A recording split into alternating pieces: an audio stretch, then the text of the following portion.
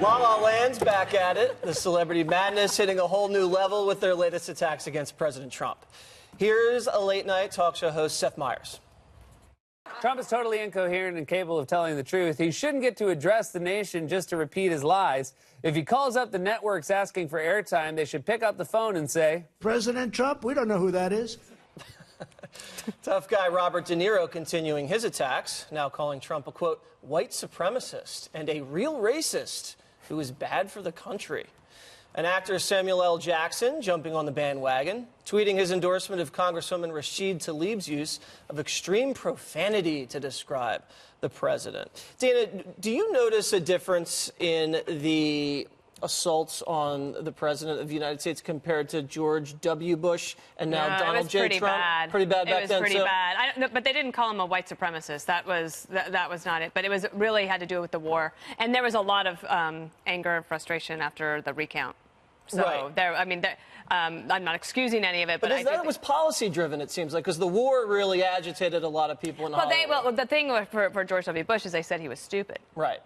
Everyone thought they were smarter than he was. Do they think that about President Trump, too? I'm sure that they do. And this is interesting for Hollywood, for me. I've never been enamored with it. If you ask me, who would you most like to have dinner with? I would never choose somebody from Hollywood. It just doesn't. I don't want to actually get to know them. I don't think that what they have to say is all that interesting. In fact, what they mostly say, for example, on the white supremacist piece or in repeating the expletive against the president last week, it just shows a real lack of ability to think.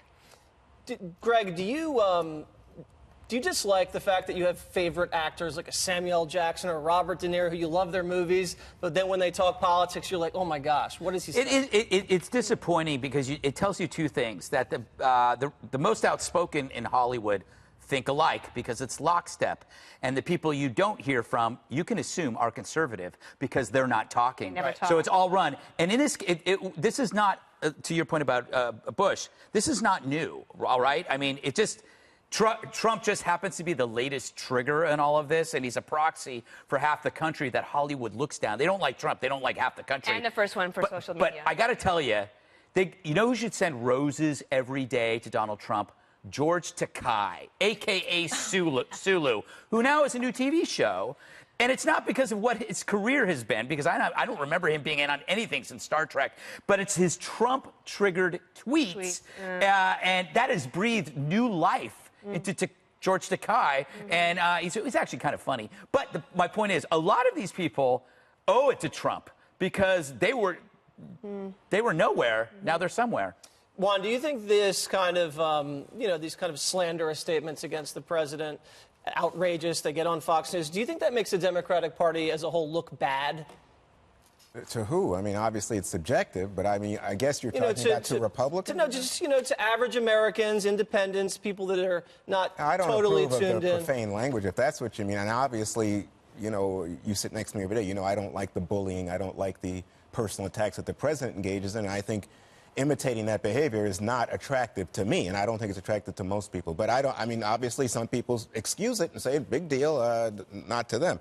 I will say this. I think the big issue here is not somehow that there are Hollywood elites that people like or don't like. It's that people are saying this president lies constantly. Tonight, the worry is he's going to lie again, tell more lies, and then people get frustrated and angry and use profanity.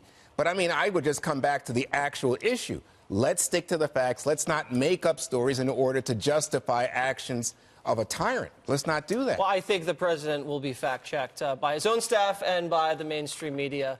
Never happened to Obama. I don't see the tyrant analogy, Juan, but let's move on to Emily. When you look at these celebrities saying these things, do you think they have as much influence as they used to, or do people just tune them out?